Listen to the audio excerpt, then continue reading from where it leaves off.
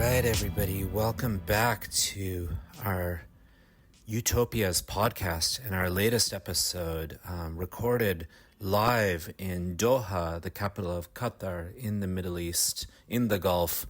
A conversation that I had real time with the fantastic scholar, public figure, political activist, and former Greek finance minister who coined the term techno-feudalism, Yanis Varoufakis. I met Varoufakis through the Bernie Sanders campaign in 2020 and the organization Progressive International, and we've had an ongoing dialogue ever since. And in fact, Yanis will be joining us here in this podcast drop for the second time, and this is really exciting. It's a conversation where he and I discuss what is at stake with these emerging AI technologies and the power of big technology platforms, and what can we do about an environment where many of us feel like there's a type of manipulation occurring, that many driving these technologies have a very cynical, if not disparaging, take on we human beings and our planet,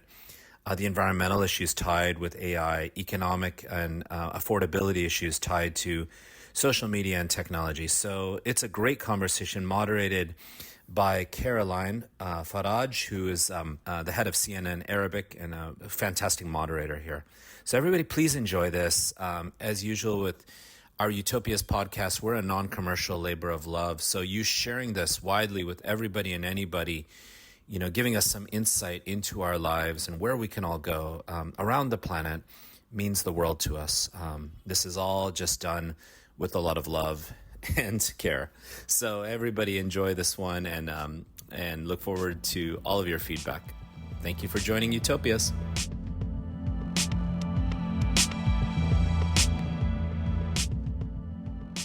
It's still morning, so good morning, everybody. I'm so excited with it. We don't need to do all the introduction, but I will start with my friends here with asking about the title of this session. Is it dead? Is it still capitalism alive? Do we have it still alive between us? What do you think, Yanis? Well, hello everyone. Thank you for having us. Well, let me put it this way. To understand what's happening now with these amazing technologies, with AI and so on, it is crucial not to focus on the tech. These are amazing technologies and amazing machines, but if we really are going to grasp the essence of the period that we're experiencing, this great transformation, we have to understand that we have a new form of capital.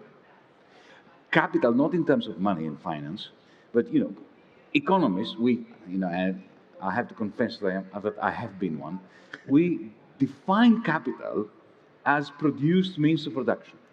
Since fishing rods, you build a fishing rod, not because you want it, but because you want to catch fish. A tractor, an industrial robot. It's a machine that you produce in order to produce something else.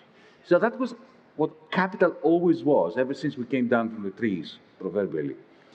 But what lives in your phone is not that kind of capital. For the first time, we have developed machines, the purpose of which are to modify our behavior, not to produce commodities. So the owners of this produced means of behavior modification have a power over us that never existed before. I mean, Henry Ford would have given his right arm to have that kind of power. So this is what I think is my contribution to this discussion. And allow me to just extend it a little bit more. AI, as practiced by OpenAI and Anthropic, is going to be relevant.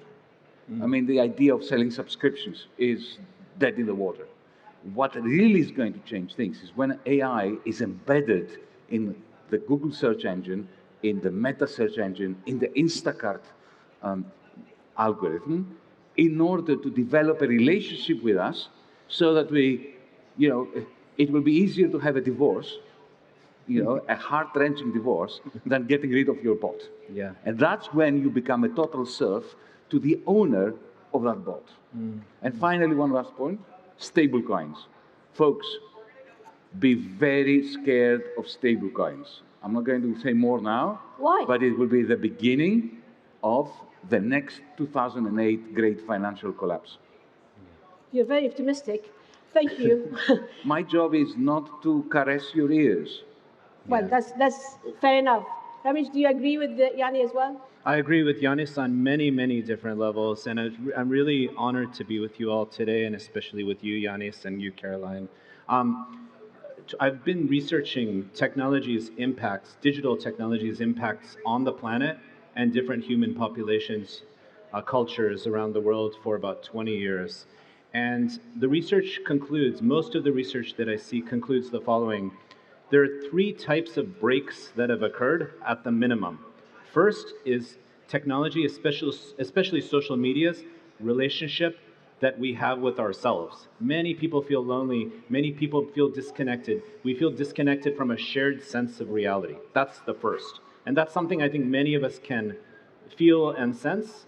I mean, I don't know how many of you have phantom limb syndrome where you feel your phone buzzing in your pocket. How many of you woke up in bed with your phones? So this is the first. But second is technologies have increasingly disconnected us, digital technologies, especially social media ones, from one another, right? We see algorithms that drive polarization, behavioral modification, as Yanis just pointed out. We're seeing increasingly technologies that treat human beings as data and treat human intelligence as correlation, which is essentially pattern recognition, pattern matching. And third, they have disconnected us from the only planet we've ever known human beings to live upon. Many of us don't realize the rare earth minerals, the water sources, the energy sources. AI going to use more energy than the entire nation of India by 2034. 1.6 billion people in India. I'm of Indian descent. And I think we all need to ask the question, what is it all for? Who is it all for? Who is it all for? We see again and again and again in the United States, including related to our new administration, newish, very painfully for me personally, having worked policy for Senator Sanders in 2020, we see all these announcements with people like Larry Ellison and Sam Altman side by side, offering tens of thousands of jobs. What jobs? Where? We don't see anything. What we're seeing is economic precarity more and more and more. So it's high time we really look to technology in the service of humanity and in the service of our planet. Okay. A little stump speech, but... No, that's great. But, let's be practical here. Sure. We kept telling each other that we have to know how to use the mobile, we have to know how to understand AI, and so on and so forth, so that we are knowledgeable. Now you're telling me, both of you, that it is actually in the hands of the technology companies, and they are now replacing capitalism. But how can we reach halfway through? Yanis? Well, there are two ways. One is to lower the digital walls that have encased us. There are regulatory moves you can take really very simply. So for instance, introduce interoperability, legislate interoperability. They've done it in China, they're not doing it in the West. What does this mean? I mean, I wanted to get out of X once it became, the filthiest wall on any toilet, male toilet in the world. It's, the digital equivalent of awful graffiti in male toilets. That's what X has become. But, I have more than 1 million followers in X. So I went to Blue Sky, I had 10, not 10 million, 10 people initially, right?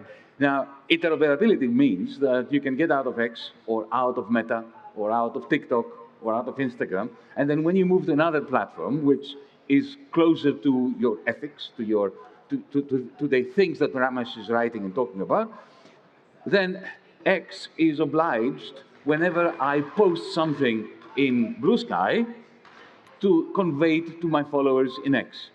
That's interoperability. For that, you need to legislate. That would significantly reduce the monopolistic and monopsonistic power of the tech lords over us. So there are things like that you can do. But that's not enough in its own sense. The question is, who owns the machines? We are not against, neither Ramesh nor I are technophobes. No. Actually, I love my phone. I love all these technologies. I love AI. I think that the fact that you have AI programs that can design antibiotics that save lives is a great manifestation of the majesty of the human spirit. Yeah. But the question is, who owns these technologies? And when they are owned by the 0.001%, who are weaponizing in order to destroy markets, in order to isolate us from one another, in order to effectively create a new kind of feudalism, I call it techno-feudalism, that is what the problem is. Yeah. So we need to start rethinking property rights over the technologies that were not developed by them.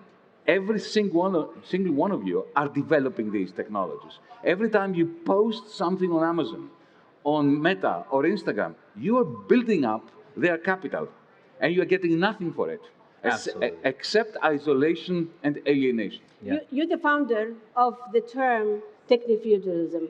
So can you just explain it to the people, because I don't think that everybody is understanding, and why you came up with this terminology, Yanis?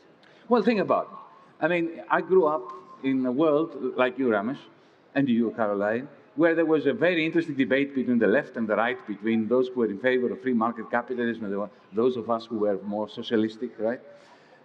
But that's all irrelevant now, because, look, the moment you enter Amazon, you exit capitalism. Yeah. Amazon.com. Because you enter something that looks like a market, but it is not a market. Do you know what it is? It is a privately owned Gosplan. Does anybody remember Gosplan? It was the economic planning ministry of the Soviet Union. The purpose of which was to replace markets with an algorithm. It was an algorithm. They called it cybernetics in the Soviet Union, for matching buyers and sellers. All right? Or supposedly in the interest of the people of the Soviet Union. Now, in Amazon, you have that to the nth. And it works beautifully, unlike Gosplan, that didn't work well because they didn't have the technology. But what does it do? The moment you enter Amazon, right, you are totally, there's no way you can see any vendor that the algorithm has not selected for you to see. The algorithm matches you with a vendor, with a seller, so as to maximize the rent that Jeff Bezos gets from this transaction. So you're outside the market system, you click on a button to buy a bicycle or a coffee maker, it comes to you directly, you bypass every market, and Jeff Bezos collects 40% of what you paid for. This is a rent. It's like the rent that feudal lords used to charge the vassals and the serfs and the makers of things in their estate. It's like a digital fiefdom, that's techno-feudalism. Yeah. Well, that was mentioned in your book in 2023. But Ramesh, you are coming from India, I come from Jordan, you come from Greece. The three of us are coming from poor countries. But how can we be in charge and in control of our data and our information, our technology, if we are coming from poor countries? So it is the same story. So I've been attempting to work on when we were part of the Sanders campaign, and that was when I first met Yanis several years ago, to get his input on what a Bill of Rights could look like related to data, related to artificial intelligence, related to digital technologies. Because as Yanis alluded to, and this is really important, none of these platforms would be worth a penny without our data. Yet how many of you here know what data is being collected about you, by whom, for how long? The answer is none of us, right? It's one thing for Instagram to collect my data when I'm posing on there, having always a good time. But it's another thing for data to be collected about me when I'm using my credit card, maybe buying cigarettes or something like that, right? I do not want these forms of data to be aggregated, but because part of my own sovereignty as a human being is my ability to control my own relationship to the wider world, or not control, have power over it, in many different ways, right? So I want to just argue here that what we need is a Bill of Rights, not as some sort of branding slogan, but first and foremost to deal with the economic insecurity and precarity that has driven this rise of neo-fascism and tech lords who are embracing fascist ideologies as we speak. And I have to speak about this very directly.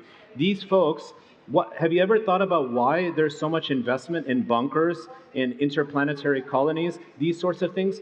Why would the wealthiest people in the history of the world and the most powerful people in the history of the world be so disinterested in our species and our planet? It's just a question, right? Why would they embrace philosophies like the Dark Enlightenment that excoriate and look down on women, look down on people of color? That's because they don't believe in the future. So what I want to argue for is a future that we can all believe in, and I truly believe we can get there if actually the demos rules, right? And that's really what I care about. Okay, Ramesh. Yeah. You also believe that technology is in a way, what's happening now, the investment and what's happening also with the control of the technology companies, that they are also affecting our human rights issues, also affecting our inequity, and everything that it deals with the human being.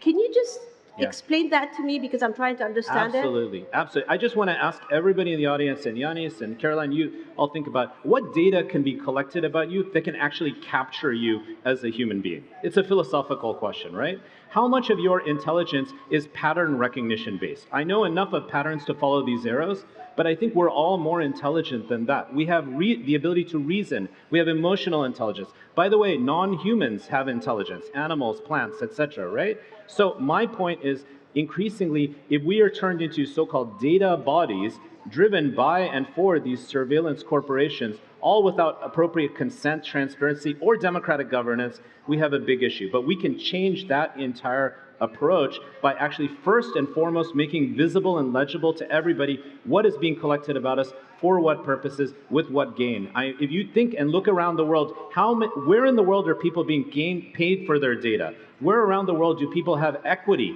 in these companies, as you have called for, as we discussed with the universal basic dividend model? Where are these approaches, right? And I just want to remind everybody that the history of tech is not this, okay? I'm from Silicon Valley.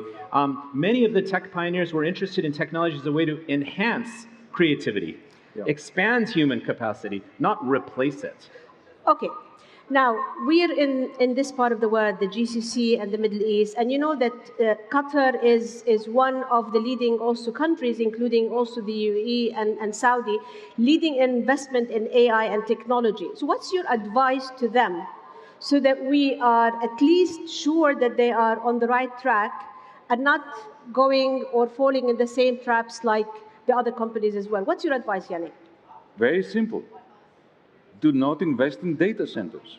Do not invest in supercomputers unless you control the algorithms, unless you control the ghost in the machine.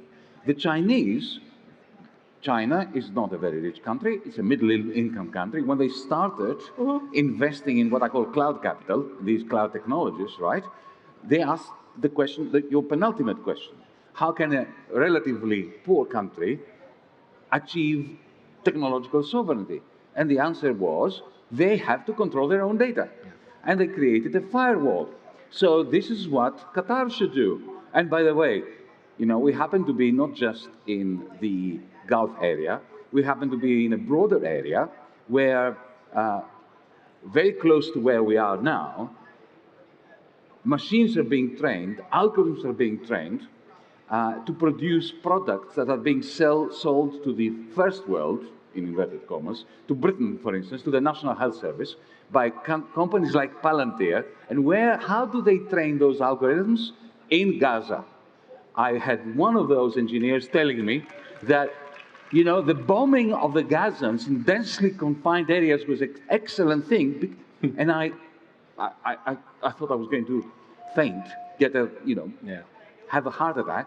And I said, why? And he said, well, because if you bomb a population, they move rapidly, they produce a lot of data, we can train our algorithms, and then we can sell the National Health Service an algo that helps them plan for emergencies in a Birmingham or a Manchester hospital. So it is not the tech folks, it's who owns them and whose data is being utilized. So we have to do it to nationalize it, to make it internal. This is something that the GCC is also thinking of doing. But what's your take? What's your advice to them? Because we're running out of time. There's a huge opportunity for states to show a vision forward that supports employment, that supports and fights against economic insecurity, and actually gives people a greater chance to govern and have power over their own digital footprints, their so-called data bodies, right? This is all possible. It's all right in front of us right now. And we can act, these are huge these are things we can enact right now, very much so. Okay, I need one answer and one word from each one of you. If capitalism is dying, who's replacing it? One word. Techno-feudalism. Oligarchic government and private corporations colonizing parts of the world. Well, it's very sad to hear that, Same but thing. thank you very much. Thank you very much to my panelists. Thank you.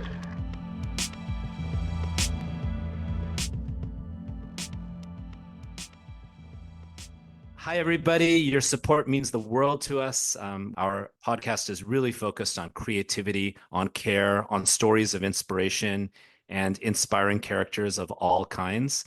It's such a wonderful, wonderful way to reach community. This is a labor of love. So the real way we can sustain ourselves is through all of your support. Please rate, ideally 5 stars.